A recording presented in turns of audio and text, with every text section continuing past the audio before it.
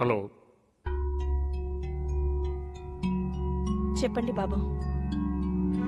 Madam, మీ గురించి ఆయనతో అప్పుడెప్పుడో అన్న మాటలకు ఆయన నా మీద చాలా కోపంగా ఉన్నారు. నేనేదో అపార్థం చేసుకుని అందరి తరపున అలా వచ్చి మాట్లాడానే గాని ఉద్దేశపూర్వకంగా కాదు. ఈ సమయంలో నన్ను పార్టీ కార్యక్రమాలకు దూరం పెడితే చిత్తూరు వెళ్లి జైల్లో వ్యాపారం చేసుకోవడం తప్ప నాకు వేరే దారి లేదు. చెప్పుడు మాటలు విని నేను మిమ్మల్ని అన్న మాటలన్నీ మర్చిపోవాలి. దయచేసి. లేదు బాబు, మీరెప్పుడైనా నిజం గ్రహిస్తారని ఆశతో ఎదురు చూస్తున్నాను. నేనే తప్పు చేయలేదు. చాలా పవిత్రంగా మీ మామగారి జీవితంలోకి అడుగు పెట్టాను. నేను మీ పట్ల అన్న మాటలకు నన్ను క్షమించండి. చాలా సంతోషం బాబు. ఆయన కుటుంబానికి దగ్గర కావాలనేదే నా తపన. మనమందరం కలిస్తే ఆయన మనసుకి ప్రశాంతత వస్తుంది. ఇంకా త్వరగా ఆయన ఆరోగ్యం మెరుగుపడుతుంది. బాబు, నాకు ఈ రాజకీయాల గొడవ తెలీదు. కేవలం ఆయనకి సహాయకురాలిగా ఉన్నానంతే. నన్నేం చేయమంటారో చెప్పండి. ఆయనతో మీరే ఎలాగైనా మాట్లాడాలి. దయచేసి. అర్థమైంది. కానీ మీ మీద ఆయనకి చాలా అపనమ్మకాలున్నాయి. మీ విశ్వాసాన్ని నిరూపించుకోవాల్సిన అవసరం ఉంది. నాకు ముందు మాటివ్వండి, ఆయన ఉన్నంత వరకు ఏ హాని తలపెట్టనని. ఆయన లేకపోతే నేను లేను మేడం. ఇంకెప్పుడు ఆయన నొప్పించే ఏ పని చేయనని నా కొడుకు లోకేష్ మీద ఒట్టేసి చెప్తున్నాను.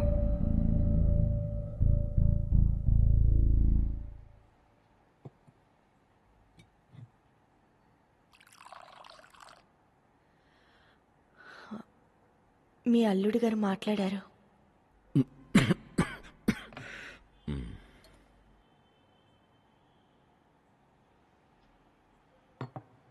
ఎవరు? బాబా? అవునండి, క్షమాపణ చెప్పారు. ఎందుకట? ఇప్పుడు ఒక్కసారిగా నువ్వు మంచిదానివైపోయావా?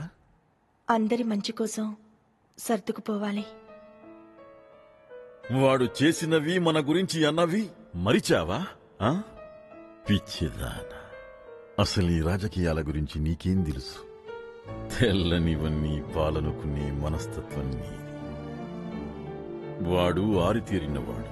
అందితే జుట్టు, అందకపోతే కాళ్లు పట్టుకునే రకం. నిన్ను ఘోరమైన మాటలనివాడు నీ దగ్గరికి రావడానికి కూడా సిగ్గుపడాల్సింది పోయి. అదే వాడి రాజకీయం. కాళ్లకు దండం పెట్టి కాళ్లు పట్టుకుని లాగేస్తాడు. అయినా నీ గురించి నీవు ఆలోచించుకోకుండా ఎవరి గురించో ఎందుకు బాధపడుతున్నావు? పిచ్చిదానా, పాముకి పాలు పోస్తే ఏమవుతుంది? తిరిగి కాటేస్తుంది. అది వాడి నైజం. చూడండి, పార్టీ అధికారంలోకి వచ్చింది. పేపర్లు రోజు మన కుటుంబాన్ని గురించి ఇష్టం వచ్చినట్టు రాస్తున్నారు. ఈ పరిస్థితుల్లో అందరి మంచి కోసం సర్దుకుపోవాలి.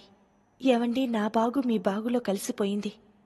నన్ను పెళ్లి చేసుకున్నాక మీకు ఏ నష్టం జరిగినా బాధపడేది నేనే కదా. తను తన కొడుకు మీద ప్రమాణం చేశారు, మీకు పూర్తిగా విశ్వాసంగా ఉంటానని. దయచేసి ఈ ఒక్కసారికి అతన్ని క్షమించండి. సరే, నువ్వింతగా అడుగుతున్నావు కాబట్టి నీకోసం అతన్ని క్షమిస్తాను. రేపొకసారి రమ్మను.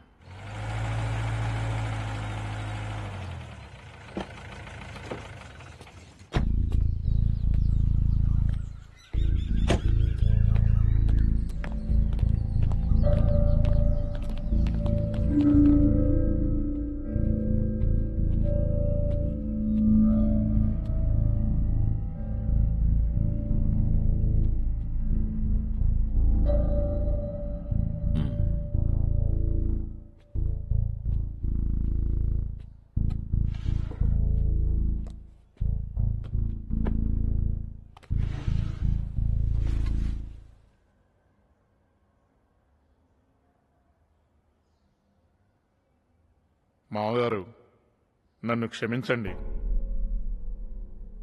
ఇక మీదెప్పుడు మీ పర్సనల్ విషయాల్లో జోక్యం చేసుకోను. మీరు బుద్ధిగా ఉంటే మేం మాత్రం ఎందుకు దూరంగా ఉంటాం? వ్యక్తిగత విషయాలు పక్కన పెట్టండి. మనం ఇక్కడ ఉన్నది ప్రజల కోసమన్న విషయం మర్చిపోకండి. అందరం కలిసి సామరస్యంగా పనిచేద్దాం. సరేనండి. నమస్తే అండి. కాఫీ టీ నాకు అలవాట్లేదండి.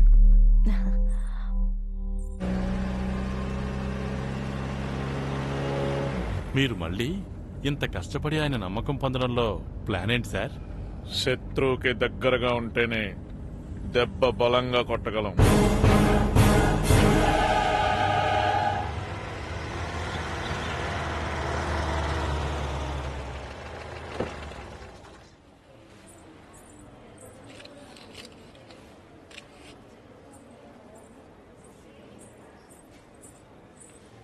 నమస్తే మేడం.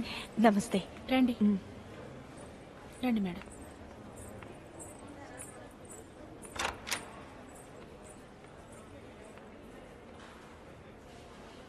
చెప్పండి, ఏమైంది?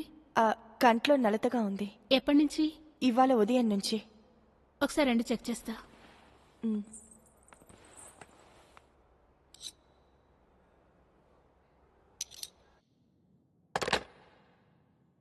కంటిలో నొప్పని హాస్పిటల్కి వెళ్ళిందంట.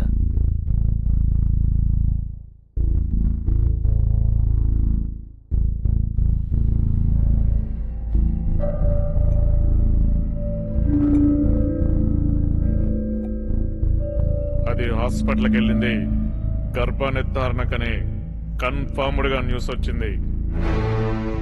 దానికి గాని కొడుకు పుట్టాడంటే మీ ఫ్యామిలీ అంతా ఫినిష్.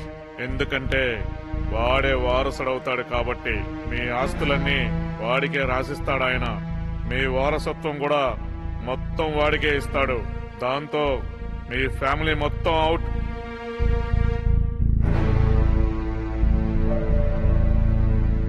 మీకోసం దాన్ని ఆపాలని నేను చేసే ప్రయత్నంలో నాకు 100% సపోర్ట్ కావాలి. 100% ఏంటి బావా?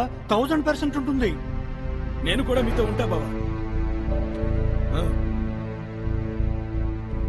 ఈ దెబ్బతో ఫ్యామిలీ అంతా నా గుప్పెట్లోనే ఉంటుంది. నేను చెప్పినట్టే వింటుంది. ఏం ఐడియా బాబు గారు, నాకు రావేంది?